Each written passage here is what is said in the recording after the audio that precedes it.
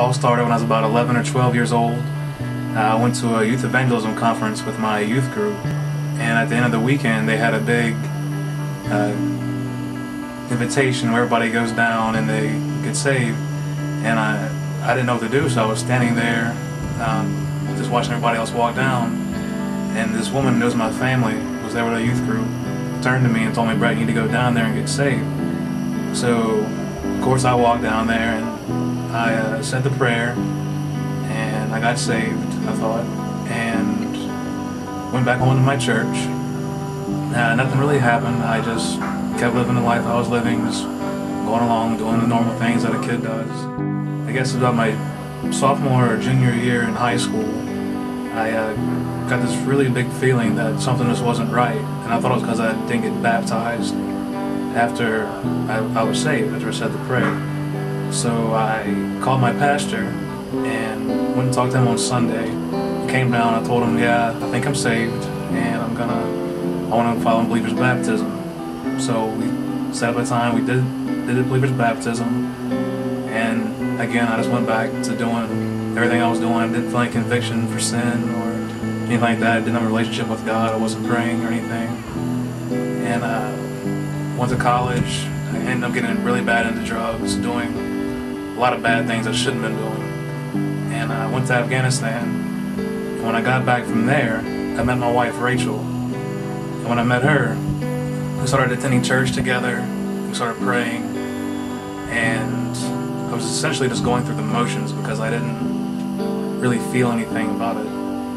And then we moved to Texas, and we started coming to Redeemer Bible Church. And the first time that I heard Paul speak, he was talking about his mother and how she had just died. And he had asked us before the service was over that if you don't know Christ and you don't know in your heart that you're saved, then come talk to him. And then something pulled in my heart when I heard him say that, and I wasn't sure what it was because I thought last time that I felt that it was because I hadn't been baptized yet.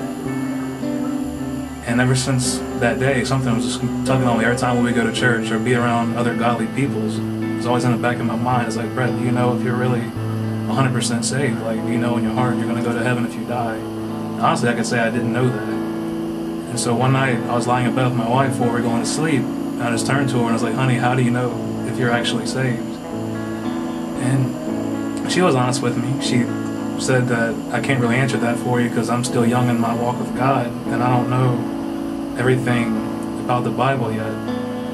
But she went to her women's accountability group and told them about it.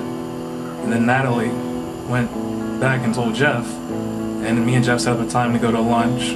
And I guess it really wasn't a graceful segue into saying, hey Jeff, I want to know if I'm saved or not. So I just came out and said, how do you know if you're saved? And we talked for a good 30 minutes. And then he mentioned a point that really pulled in my heart when he said that a lot of people go through their life and they're really prideful just because they go to church and they pray and they do all the godly things, but they don't know they're saved, and they're just prideful. They're potentially be embarrassed if they admit it to themselves that they weren't, that other people would think about them.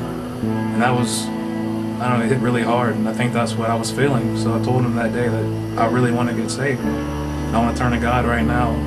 And I got saved on April 18th in CC's restaurant. And ever since then, this feels like a weight's been lifted off my shoulders, and I can feel I'm walking with God now. And I just know that He's always with me. I'm really looking forward to sharing the gospel with everybody and just, I don't know, just sharing what I feel now.